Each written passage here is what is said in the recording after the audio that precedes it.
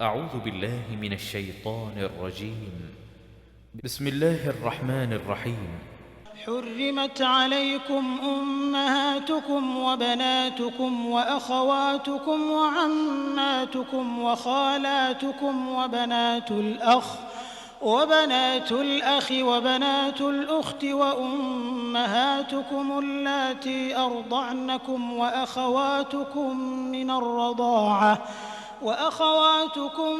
الرضاعة وأمهات نسائكم وربائبكم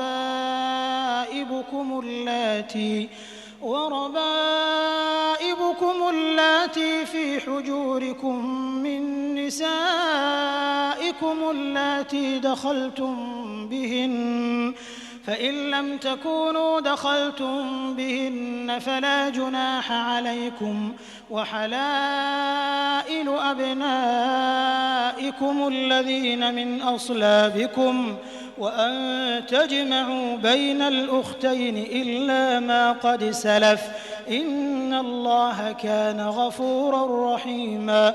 والمحصنات من النساء إلا ما ملكت أيمانكم كتاب الله عليكم، وأحل لكم ما وراء ذلكم أن تبتغوا بأموالكم محصنين غير مسافحين، فما استمتعتم به منهن فآتوهن أجورهن فريضة، ولا جناح عليكم فيما تراضيتم به من بعد الفريضة، إن الله كان عليما حكيما.